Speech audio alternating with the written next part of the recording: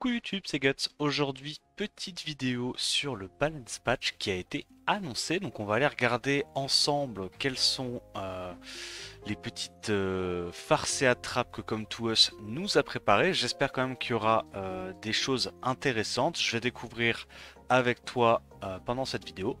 Alors on commence, première ligne du BP, on a le macaron, donc Manon, qui se fait nerf.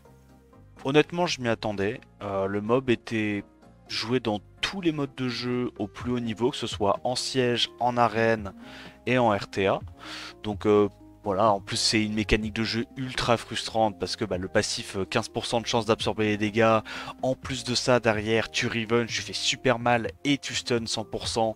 Pour moi, enfin, c'était une molly sous crack et molly c'est déjà assez chiant à gérer. Donc clairement, nerf mérité. Il nerf les dégâts de 22%, donc c'est un gros nerf, mais en même temps, c'était pas vraiment normal que le revenge du passif fasse plus de dégâts que le sort 1, tu vois. Beaucoup plus de dégâts que le sort 1. Donc ça, je trouve ça mérité. Le stun rate passe de 100% à 50%, ça me va. En vrai, il y a toujours le passif d'absorption de dégâts qui est fort, il y a toujours le setup break def, il y a toujours le perma ému. Donc pour moi, ça changera pas vraiment que le mob sera toujours joué en défense arène et en défense siège pour cet aspect RNG, et le kit est intéressant pour de la défense. Et évidemment, ça sera un peu moins joué en RTA, même si toujours viable, juste ça sera moins fort, tu vois. Ça pour moi c'est mérité. Ensuite, tiens, je parlais de Molly. Il y a Molly qui se prend également un petit truc. Pitié pas un up. Pitié pas un up. Ouais. Ah, d'accord. Ok. Donc en gros, le passif, au lieu d'avoir une chance de s'activer euh, sur quand chacun des membres de ton équipe se fait taper, donc Molly inclus, maintenant il ne s'active que quand un allié se fait taper. Donc c'est-à-dire que s'il y a une Molly sur le terrain et que tu focuses la Molly ne peut pas proc un coup glancing sur l'adversaire, d'accord. Le 15% de glancing de la Molly ne s'applique pas à elle-même, s'applique uniquement à ses alliés. Ok. Très bien. On a également un nerf de l'Onimusha Dark, donc Ogyonki. Ouah, ah, j'espère. Ouais, c'est ça. Ok, donc le passif n'augmente plus les dégâts de 30% quand il tape. Donc c'est un nerf quand même assez solide, hein. Waouh. Ah ouais. Ah, on réduit les dégâts de 30%, ça rigole pas. Ça rigole pas. Mais comme tu l'as vu, j'imagine, hein, si tu as regardé le dernier tournoi des légendes, sur les 4 inscrits, je crois qu'il y en avait 3 qui avaient l'Ogyonki, donc c'était plutôt pas mal, hein. C'est un mob complètement broken, Ogyonki également, dans tous les modes de jeu, hein, que ce soit arène, siège, bon, siège un peu moins, je t'avoue, mais surtout arène, RTA. Clairement mérité, le mob était sulfuro broken. Par contre, si il nerf Ogyonki et qu'il nerfe pas Nikki, il va y avoir hein, je vais dire qu'il y a du favoritisme, mais bon.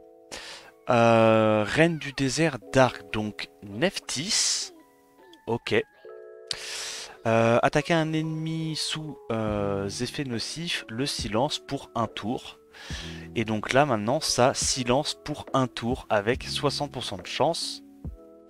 D'accord. Et du coup, ça monte à 80% de chance. Alors je comprends pas pourquoi ils disent the exact rate is 80%. Due to the skill activation chance boost. Ah d'accord, parce qu'elle a un passif qui augmente les chances de poser des effets nocifs de 20% également. Donc en fait, s'il y a écrit 60%, c'est que ça passe à 80%. Ok. En vrai, en vrai, ça changera pas grand chose quand elle fera le sort 2. D'accord. Parce que quand elle fera le sort 2, elle mettra quand même Break Def, Anti-Heal, Glancing. Et sachant que à chaque fois qu'elle va faire ce spell, euh, donc sort 2, donc son sort 2, tu vois, il est en 3 hits. Donc premier hit, elle applique son premier debuff, et à partir du deuxième et troisième hit, elle va pouvoir proc ce silence. Donc elle aura quand même deux fois 80% à l'open de proc le silence sur son sort 2, ça va, tu vois. Le seul truc, c'est que notamment maintenant sur le sort 1, ben, elle aura plus 100% de chance de mettre le silence tous les tours. Donc ça, je trouve que c'est un nerf mérité. Pareil, un Nephthys, elle est forte dans tous les aspects du jeu, que ce soit en arène, où elle est God tier, en RTA, God tier, et il y a même certaines défenses sièges où elle est jouée. Donc mérité. Pour moi, là, honnêtement, pour l'instant, les 4 premiers nerfs sont très très mérités. Et maintenant, bah, j'imagine que ça va être des buffs sur la famille qu'ils ont sorti. Parce que là, pour l'instant, les familles sorties n'étaient pas insane. Ezio-Feu. Donc, celui qui ignore def en fonction de l'état des HP ennemis. Ignore la défense de l'ennemi de 20% en plus quand tu tapes un ennemi qui n'a pas d'effet bénéfique. Ok. D'accord, donc ça rajoute encore un ignore dev de 20% quand l'adversaire n'a pas de buff sur lui. Ok, carré. Donc j'imagine que ça va augmenter ses dégâts de manière assez sévère. Ezio, O et Light. Donc ça c'est le sort 2 qu'on n'aime pas. Ouais, je l'aime pas du tout ce sort. Effet ajouté. En plus de mettre la menace de tour sur n'importe quel allié de ta team, tu donnes l'effet de contre-attaque. Ok, alors là déjà ça commence à être beaucoup plus intéressant, parce que notamment on peut penser à des mobs qui sont assez sympathiques au niveau de leur kit, hein, comme Verdeil. Notamment, si tu fais un sort 2 sur un Verdeil, tu vas mettre l'effet de menace de 2 tours et le revenge 2 tours sur Verdeil. Donc ça veut dire que l'adversaire, s'il veut commencer à taper ta team, il va être obligé de faire au moins un coup sur le Verdeil et donc donner un tour à ta team. Donc ça, je trouve ça très intéressant. Je t'avoue que c'est surtout Ezio Light, ça m'intéresse parce que le Altaïr, là, Ezio... Ah mais non, bah, de toute façon j'imagine qu'ils vont le faire sur Altaïr aussi, ce changement, non? Pourquoi il y aurait que Altaïr qui a pas son spell amélioré? Parce qu'il est gratuit. Ouais, bon. Mais ok, intéressant. Peut-être que ça va les rendre jouables. Ouais, mais voilà, tu vois. Altaïr aussi, ils le font, évidemment. Il n'y a pas de raison. D'accord. Donc là, en vrai, j'ai envie de te dire, le Ezio O, il y a peut-être un petit potentiel. J'aime bien. Ezio Dark. Attends, quoi? Ezio Dark, c'est lequel? Ah, c'est celui qui peut pas se faire revenge sur son passif quand il tape. D'accord. Bon, bah lui, du coup, en plus de ça, l'attaque additionnelle que tu fais, donc sur son passif, c'est toujours un coup critique. Bon, ok. Je sais pas trop ce qu'ils veulent faire avec ce mob. Peut-être qu'ils se disent que ils veulent le ruiner en bruiser, multi-hit. Ouais, je sais pas. Je t'avoue, pour moi, s'il y a que le dernier hit qui tape en coup critique, enfin ça, c'est pas une raison pour le ruiner en knocker à 0% de to crit et avec une rune DCC, ça sert à rien, hein, parce que c'est pas le sort 3, enfin c'est pas le troisième hit de son passif qui fait le plus de dégâts. Mais ok, il prend un up.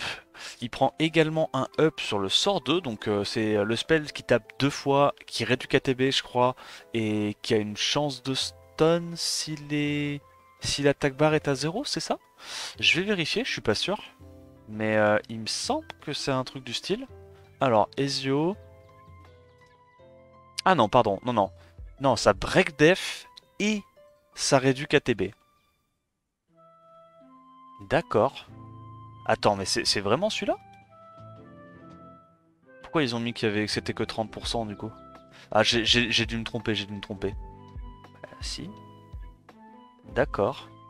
Ok, donc t'as plus de chances de réduire l'attaque barre. Très bien.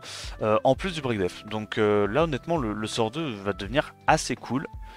Ezio-Light. Ça, c'est celui qui ignore def. En fait, c'est le Hanwool mono-cible, de ce que je me souviens. Le cooltime de ton sort 3 est réduit d'un tour si un ennemi meurt. Ah, si tu tues un ennemi, d'accord, mais du coup c'est... Effect added... Ouais, donc en gros, si tu tues un ennemi avec ton sort 3, tu réduis ton cooltime d'un tour. Ok, donc tu vas avoir ton sort 3 plus souvent pour pouvoir enchaîner les kills sur l'adversaire. Très bien. Et ça, du coup, ça a combien de CD, ce truc-là, déjà? Je vais regarder vite fait. Ça a 3 tours de CD, donc ça passe à 2 tours de CD potentiel. Attends, quoi? Attaque the enemy et remplis ton attaque bar si l'ennemi meurt.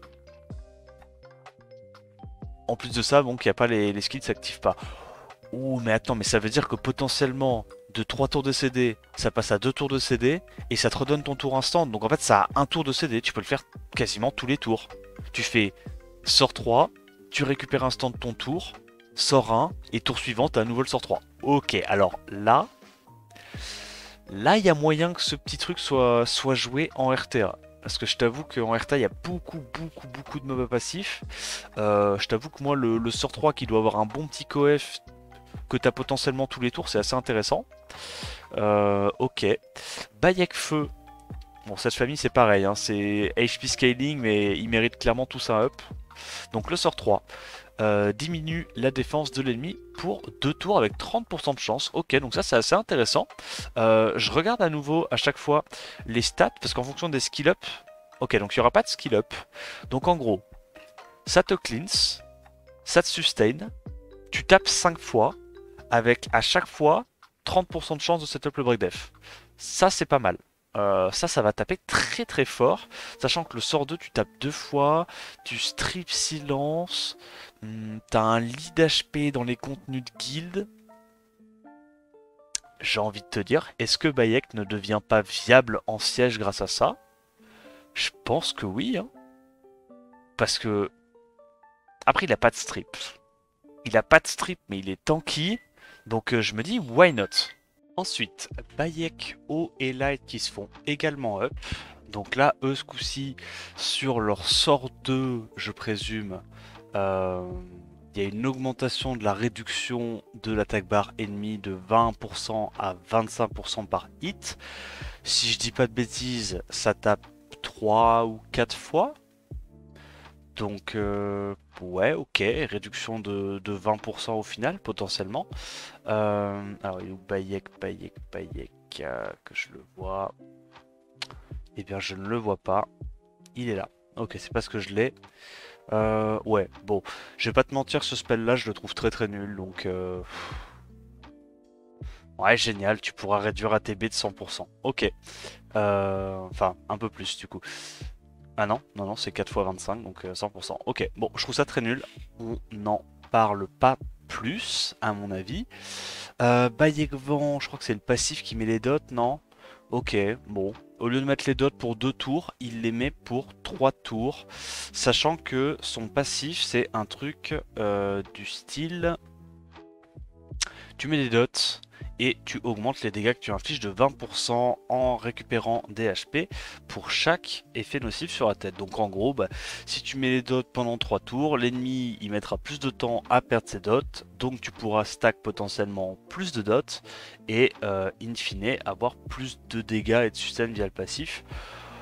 Bon, je t'avoue, le mob n'est pas joué. Certaines personnes l'ont testé et m'ont dit que ça faisait 0 dégâts, donc je vois pas trop ce que ça va changer. Hein. C'est un peu une kiki en nul. Une kiki en mono-cible. Ouais, pas giga convaincu. Bayek Light, en gros, donc c'est celui qui. L'espèce de nuker HP. Bah maintenant. Il va récupérer des HP de 30% de dégâts infligés. Très nul, ça changera rien. Bayek Dark, celui qui a l'air un peu intéressant. Oh, oh pas mal. Enlève un effet bénéfique après avoir été stun sur l'ennemi qui a été attaqué par l'aigle. Ok. Ouais, en gros, ils ont pas fait en sorte que l'aigle qui tape à chaque fois qu'il joue son passif et qui stun strip avant le stun. Non, sinon ça aurait été un peu trop relou, un peu trop fort, je pense, en défense siège. Mais du coup, en plus d'avoir le stun aléatoire à chaque tour, il va pouvoir, après ça, enlever un effet bénéfique. Donc le kit commence à être assez intéressant, mine de rien, pour de la défense siège. Il y a du CC aléatoire tous les tours, il y a du strip, il y a pas mal de... Je crois qu'il y a un setup break dev sur sort 2. Je crois que... Il me semble que c'est... Non, il a le strip silence. Donc ça veut dire que là, à l'open, il a strip silence avec son sort 2. et le passif qui stun et strip potentiellement un autre mob. Donc en fait à l'open, il peut potentiellement strip 2 mobs et le cesser le troisième s'il n'y a pas de will, tu vois, avec le stun. Donc pas mal, pas mal. Franchement là je pense que en vrai il y a un monde dans lequel ce mob là va commencer à apparaître un petit peu en dev siege. J'espère qu'on le verra cette saison. Cassandra, feu, vent et ténèbres qui se font up, donc c'est le sort 2 qui ignore def, je crois, et qui a un coef assez proutesque. Ils augmentent les dégâts de 10%, pas mal. Donc ça veut dire que maintenant, par exemple, si ta Cassandra, elle mettait du 30k avec son sort 3, enfin son sort 2, pardon, elle mettra du 33k. Ok, c'est pas mauvais. Ensuite, on a la famille des Eivor qui prennent 2-3 petits changements. Eivor O, donc c'est son passif qui est changé. La condition requise pour activer tes stats, enfin la condition requise de stats pour activer le passif a été mitigée. Ok, eh bien ça veut dire que qu'on n'en sait rien. Est-ce que c'est mitigé dans le bon sens? Dans le sens c'est plus facile d'activer les passifs avec les stats? Ou est-ce que c'est plus dur?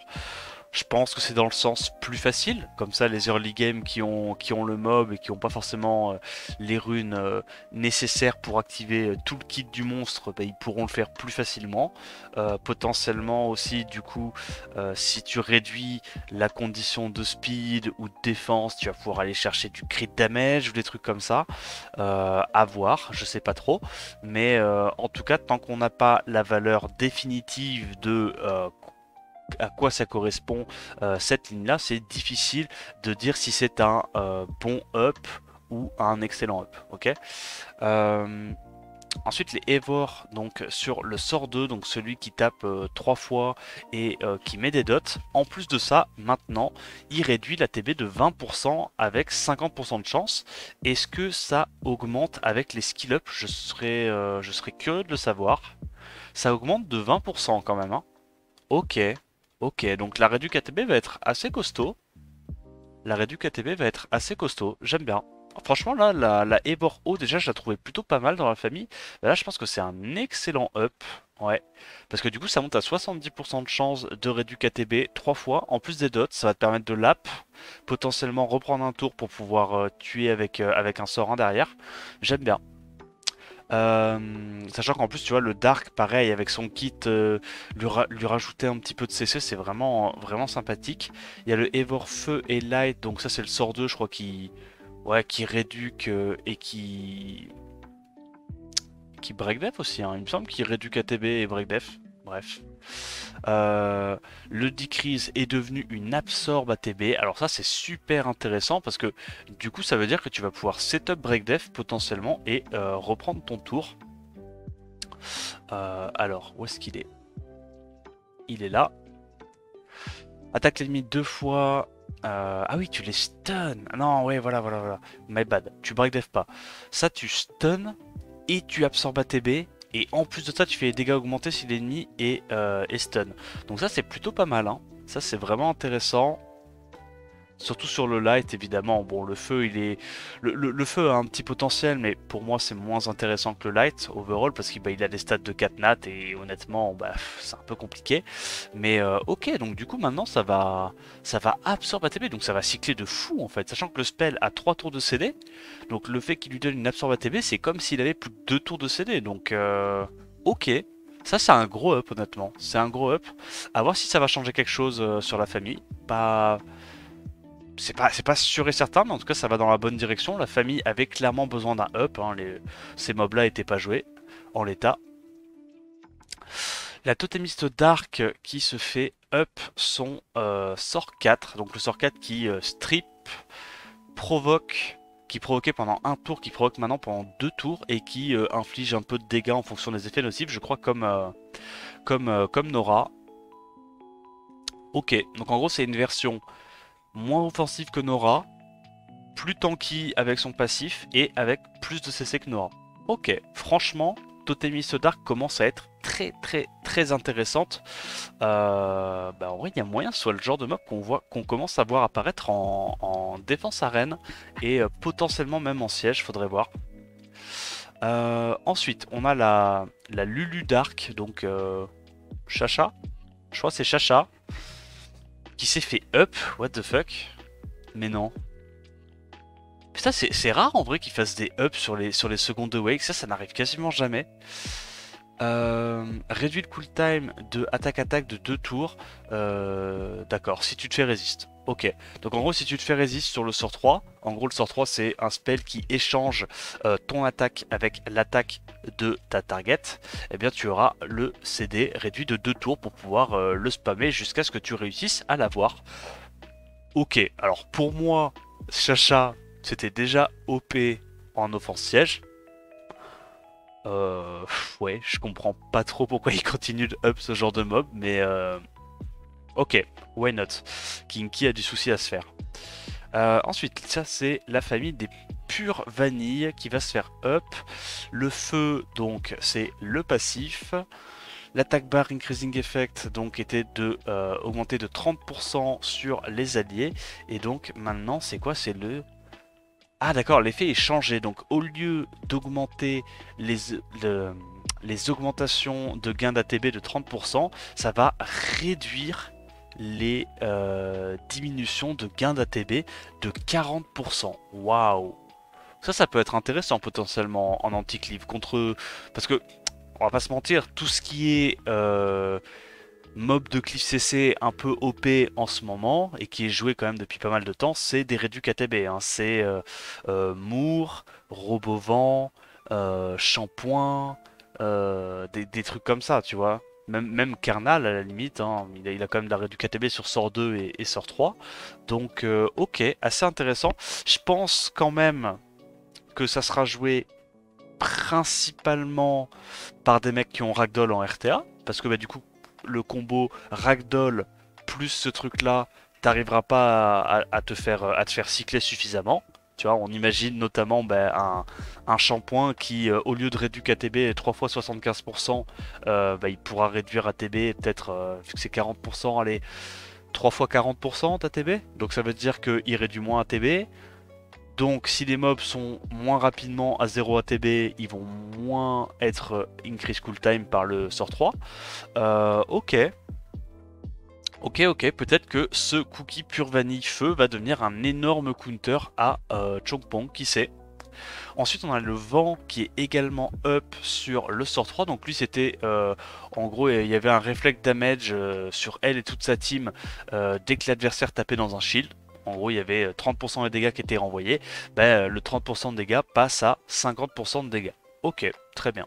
Donc c'est un bon up. Honnêtement, le perso n'était jamais joué. Quasiment tout le monde préfère jouer Kmoon par rapport à ce mob là en état.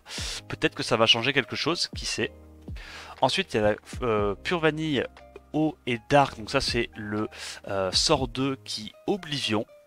Eh bien, ils ont réduit le CD d'un tour qui passe de 4 tours à 3 tours, sachant que je crois que le spell avait déjà un tour de CD en moins grâce au skill up, ce qui fait que du coup ça va être très très fort. Ouais, donc ça passe de 4 tours à 3 tours, donc moins un tour, ça veut dire qu'on va avoir un Oblivion de 2 tours, tous les 2 tours. Alors ça c'est vraiment super super sympa, et honnêtement, déjà que je trouvais que... alors, c'est Adriana son nom?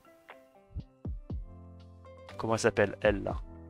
Ouais, déjà que je trouvais que Adriana était un élémentaire très très très sous-estimé dans cette méta très bruiser, là je pense qu'avec ce up là, Adriana, on va en voir vraiment partout la saison prochaine. Des combos Adriana Shizuka, je pense en combat bruiser, ça va être très très très intéressant, beaucoup plus que Riley. Là tu vois, là clairement, avec ce up là, je pense que je prendrai quasiment tout le temps Riley over, enfin Adriana over Riley dans les combats bruiser. Ok, excellent up, je pense. Et la Dark qui était déjà très forte, là, elle est encore plus forte, je trouve. Ensuite, il y a le feu, vent, eau, donc le sort 2 qui mettait un shield sur toute la team. Le montant est augmenté de 20% quand même, hein. On passe de 15 à 20% de shield. Honnêtement, c'est... Enfin, de 25% d'ailleurs. Honnêtement, c'est un bon up, clairement. Donc la feu, elle a un meilleur passif qu'avant. Pardon, ici, elle a un meilleur passif qu'avant et elle heal plus sur le sort 2. Intéressant. On a les Valkyries qui se font potentiellement up sur le sort 2. Ok. Donc là, Vanessa, en plus de mettre le break dev de tour, elle enlève un effet bénéfique. Ouh. Non. La question que j'ai, c'est est-ce que ça le fait en même temps? C'est-à-dire, s'il y a un mob, bah logiquement oui, parce que c'est en un hit. Ah, je sais pas, c'est bizarre. Parce que tu vois, genre, les persos comme Daphnis qui strip et mettent le break def, dans le spell, c'est bien écrit que d'abord tu strip, après tu break def, tu vois. Là, je me dis, comme c'est en même temps qu'elle va faire le break def et le strip, je pense pas qu'un mob en wheel, elle pourra faire sort 2 et ça lui enlèvera le break def et break def dans le même tour, tu vois. Je pense que c'est vraiment, en gros, pour rajouter une option à la Vanessa quand il y a du wheel, tu vois, pour pas que le mob soit inutile et qu'il puisse quand même un peu setup ta team, ben, tu vas pouvoir avoir l'option de strip un effet bénéfique sur ton sort 2 et puis ben, si jamais l'adversaire a pas de wheel, tu pourras break def comme d'hab. Ok, ok. C'est mérité parce que clairement cette famille est un peu sous-jouée. Quoi? Oh non, non. Oh Camille, c'est pas mérité. Non les gars, Camille, c'est pas mérité. Camille, c'est déjà broken en défense arène. Oh, mais je te jure que là, mais c'est pas possible. En vrai, Camille revient dans la méta, hein. Même en RTA, Camille revient dans la méta. C'est pas possible. On a un spell de 2 tours qui slow et freeze. À 2 tours de CD, qui slow et freeze sur un mob qui a de la sustain qui est intuable. Oh lolo lolo lolo lolo. Waouh. Mais tu sais que là, en vrai, énorme respect à tous ceux qui ont Acroma. Déjà que c'était situationnel en RTA, je ne vois à présent plus de situation dans laquelle tu préfères prendre une Acroma qu'une Camille. Hein. Parce que même en anti-cliff CC, je suis désolé, mais Camille c'est mieux. Camille c'est mieux. Au moins Camille elle sustain ta compo, tu vois. Et ben, comme elle se cleanse à chaque fois qu'elle se prend un crit, elle aussi elle pourra pas se faire CC, tu vois. Waouh. Ok, alors là, je pense que l'Ivert se lèche les babines en voyant ce up parce que c'est un excellent, excellent up. Acroma d'ailleurs, qui se fait aussi up sur son sort 2. Donc en plus de silence ennemi pendant 2 tours, maintenant elle met le glancing pendant 2 tours. Ok, bon. Ok, en vrai son sort 2 était déjà très fort, donc c'est mérité qu'elle se prenne pas un up de con comme Camille. Ok, très bien. Dragon Knight, on a Shaw également qui se fait up. Au lieu de s'enlever maintenant un effet bénéfique au début de son tour, il s'en enlève 2 sur lui-même. Et par conséquent, il a évidemment une sustain qui est un peu réduite, qui passe de 15% à 50%. Ouais. Alors, comment dire? Je t'avoue que le mob était jamais joué.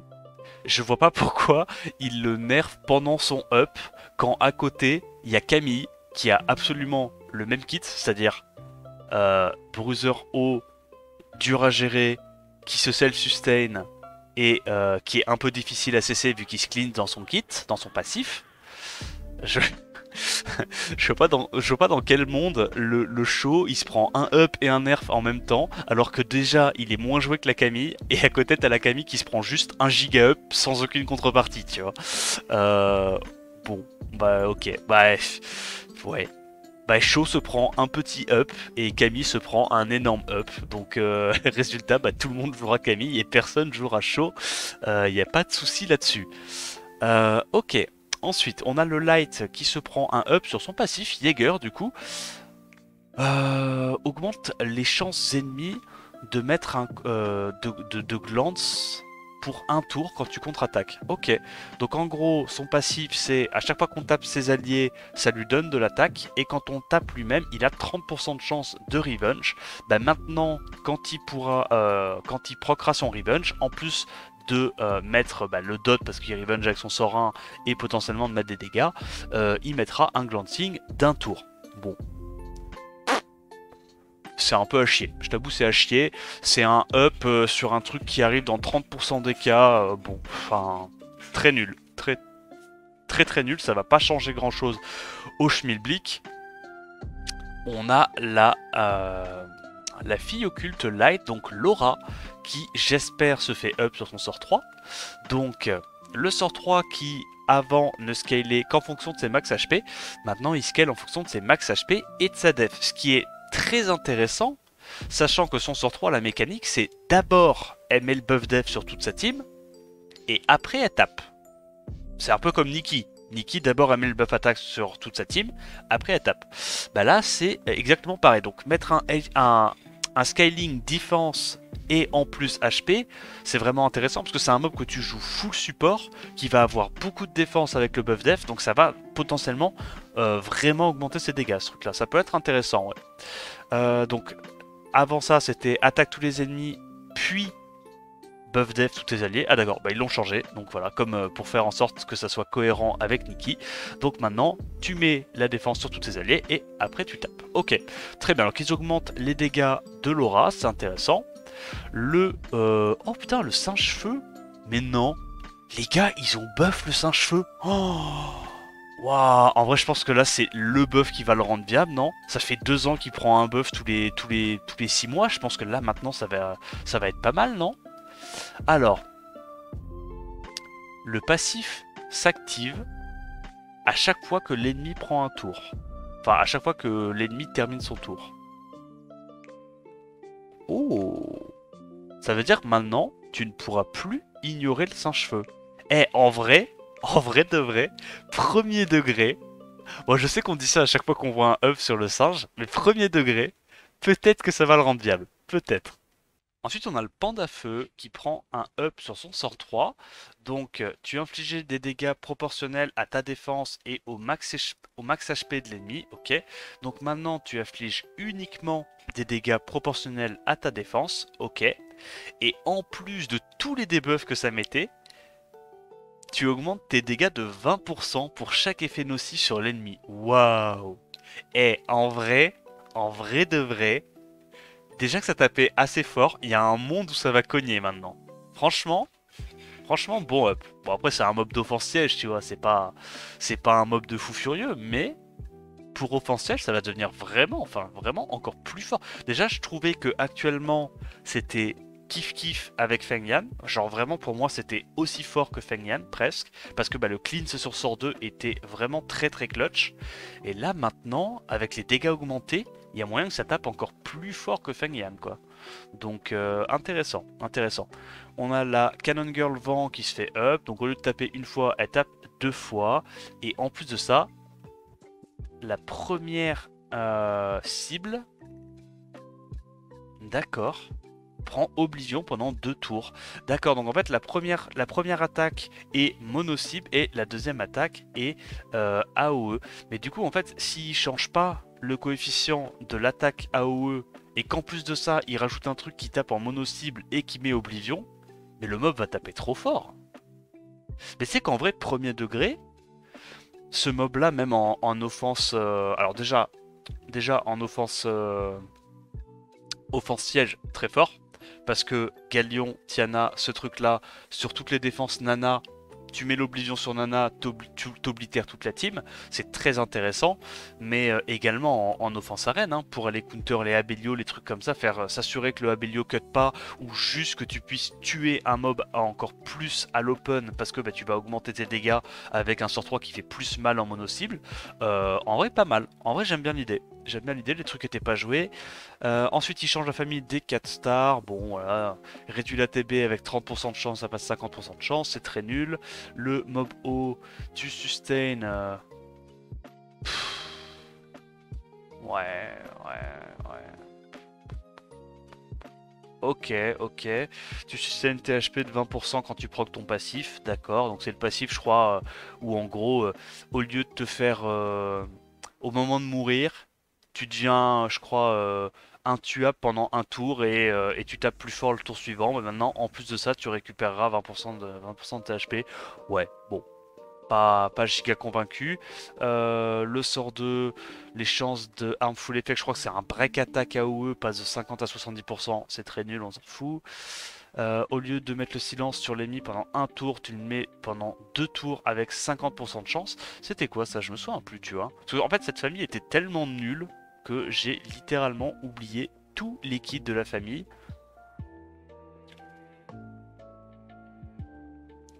Ok, donc c'est le passif.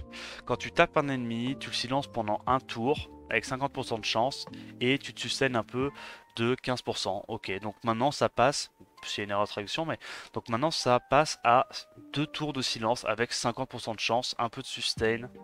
Ouais.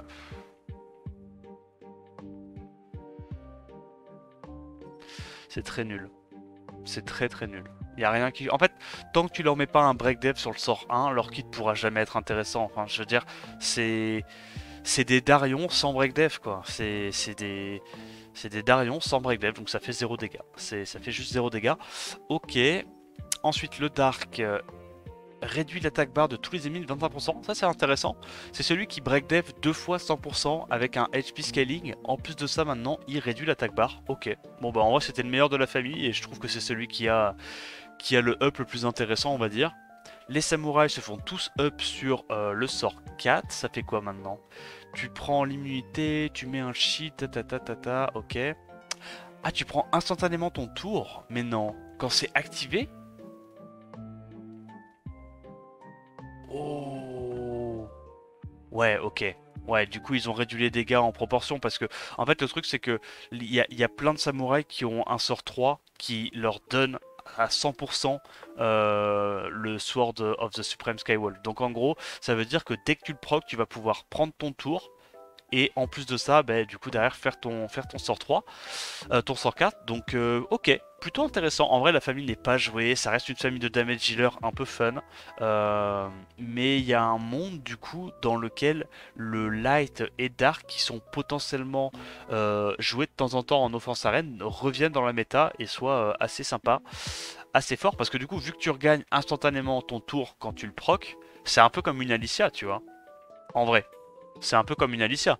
Tu vas faire ton sort 3, tu vas mettre des dégâts, et puis derrière, bah, tu vas pouvoir instantanément prendre ton tour et faire ton sort 4. Donc en vrai de vrai, why not? Why not? Parce que tu vois là par exemple c'est 100% de proc le sort 4 si tu mets un crit, donc en gros tu vas l'avoir forcément et on peut imaginer du coup un Tozi qui fait bah, sort 3, sort 4 et ok, ok, j'aime bien, en vrai j'aime bien. Faut voir à quel point il nerf les dégâts en conséquence parce que sinon ça peut être complètement broken en offense arène et voire en offense siège hein, carrément, mais en vrai j'aime bien. Ça fera un peu de concurrence à Alicia qui, à mon avis, c'est mérité. Ouais, réduit ATB, ok, et il up un petit peu la famille, d'accord. Bon, pas très intéressant. Il y a des stats qui ont été changés, d'accord. Donc la Everlight, moi c'était le premier truc que j'avais dit quand le mob était sorti, c'est qu'elle était beaucoup trop squishy de base. Donc bah, ils ont changé ça. Ils réduisent un peu l'attaque, ils augmentent les HP. Pour moi c'est évidemment une bonne idée. Et la Valkyrie Dark. Waouh, ok, bah, il réduit sa def, il réduit ses HP, mais elle a quand même toujours beaucoup d'HP et elle gagne 100 d'attaque. What the fuck. Tellement pas mérité. Tellement pas mérité. Le mob était déjà trop fort en offense arène. Et genre là maintenant. Donc en fait, rendez-vous bien compte que en l'état actuel, Trinity mettait déjà 30 à 40% de dégâts en plus par rapport à un Psamat. D'accord?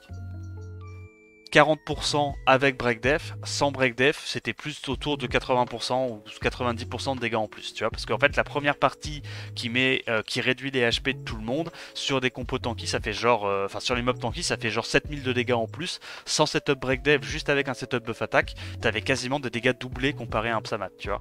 Et là, en plus de ça, il lui rajoute maintenant 100 d'attaque de base.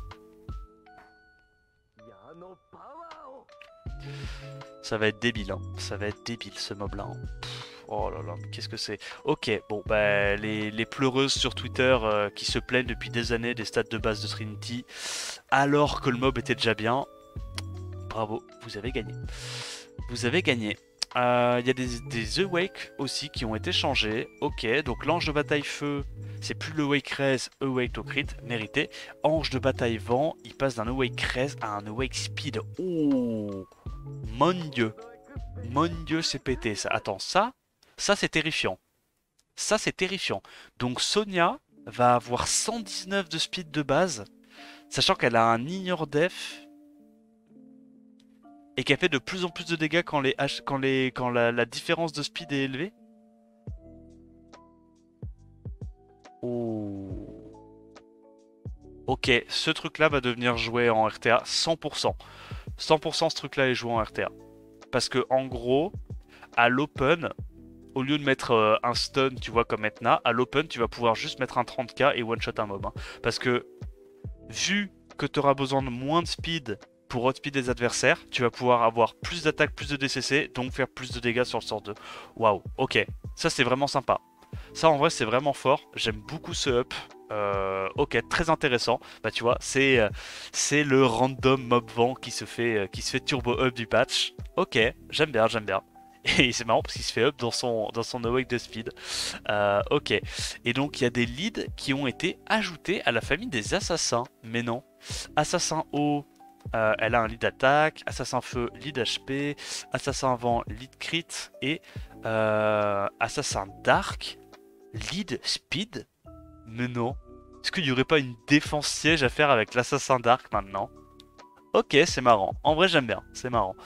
Et il y a 2-3 erreurs qui ont été finies. Ok, donc si on récapitule. Il y a eu des nerfs sur les mobs un peu chiants.